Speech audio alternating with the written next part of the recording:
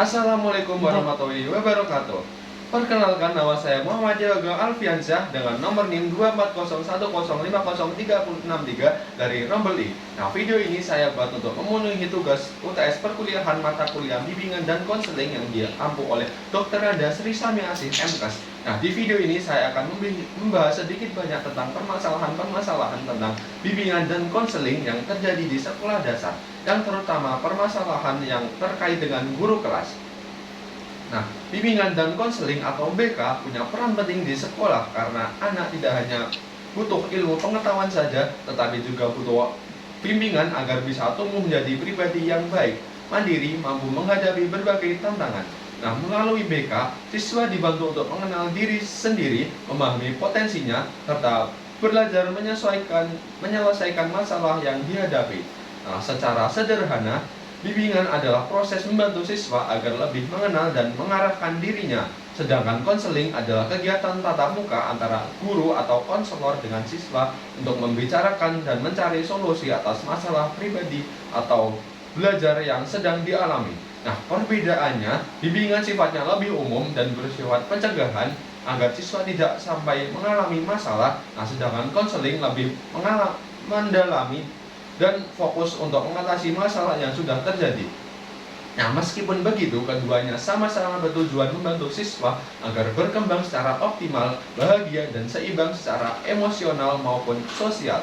Nah, tujuan utama dari bimbingan dan konseling adalah membantu peserta didik mencapai perkembangan diri yang maksimal sesuai dengan potensi masing-masing.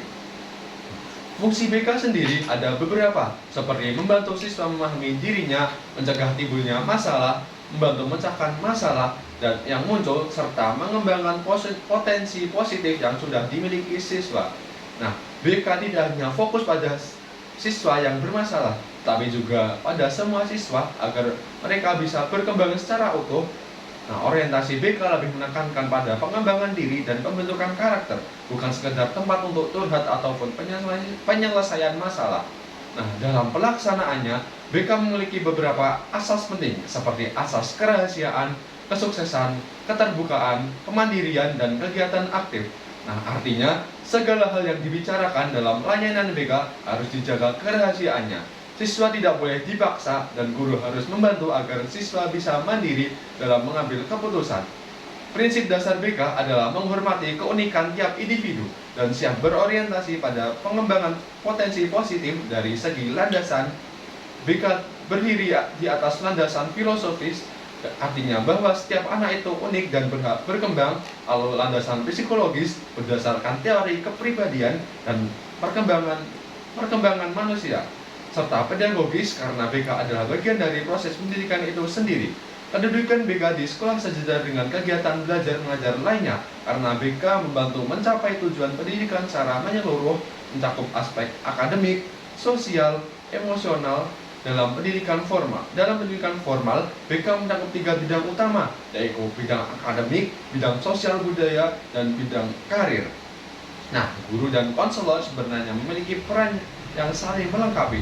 Guru lebih banyak berfokus pada kegiatan belajar dan perkembangan akademik siswa, sedangkan konselor berfokus pada untuk membantu siswa dalam pribadi, sosial, dan emosional. Namun, guru juga bisa menjadi konselor pertama bagi siswanya karena guru adalah orang yang paling dekat dengan siswa di sekolah dan bisa mengenali jika ada perubahan perilaku atau masalah yang dialami oleh anak.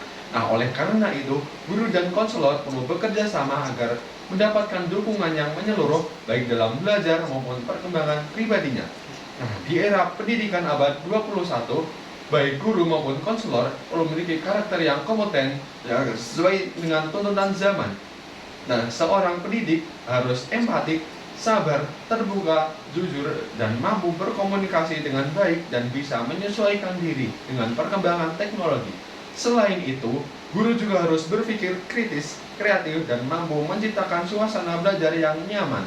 Sikap empati menjadi hal yang sangat penting karena dengan empati, guru dapat memahami perasaan siswa, memberi dukungan tanpa menghakimi, dan membangun sistem melatih masa-masa sulit dengan rasa aman dan diterima. Meskipun guru kelas bukanlah guru BK, namun pengetahuan bimbingan dan konseling tetap sangat dibutuhkan. Di jenjang sekolah dasar, guru memiliki peran besar dalam membimbing siswa karena anak-anak usia SD sedang berada di masa pembentukan karakter. Guru bisa menerapkan fungsi BK dalam kegiatan sehari-hari, seperti memahami karakter dan kebutuhan tiap siswa, mencegah munculnya masalah dengan menanamkan nilai-nilai positif seperti kejujuran dan saling menghargai, lalu membantu siswa yang mengalami kesulitan belajar dan mendorong mereka agar percaya diri, berani mengekspresikan diri. Nah, selain itu, orientasi BK menekankan pengembangan diri dapat diterapkan melalui kegiatan yang menumbuhkan rasa tanggung jawab, empati, dan kemampuan refleksi, misalnya dengan mengajak anak berpikir tentang perasaan mereka atau perasaan teman yang lain. Nah, guru juga dapat menerapkan asas-asas BK di kelas, seperti menjaga kerahasiaan siswa yang bercerita dan tidak memaksa anak untuk membuka diri, bersikap empatik dan mendengarkan dengan sabar, serta membantu siswa belajar mandiri dalam mengambil keputusan kecil. Nah, dengan begitu, suasana belajar akan terasa lebih nyaman dan aman bagi anak-anak. Intinya, ketika guru menerapkan nilai BK dalam proses pembelajaran, mereka tidak hanya mengajar dari sisi akademik, tapi juga mendidik hati dan karakter anak. Hal ini akan membantu siswa berkembang menjadi pribadi yang cerdas, berkarakter, dan bahagia. Oke, mungkin cukup sekian materi yang bisa saya sampaikan. Kurang lebihnya mohon maaf. Di sini saya Dewangga, saya pamit undur diri. Sampai jumpa di lain waktu. Bye bye. Tutup maju, tutup kayak kamera.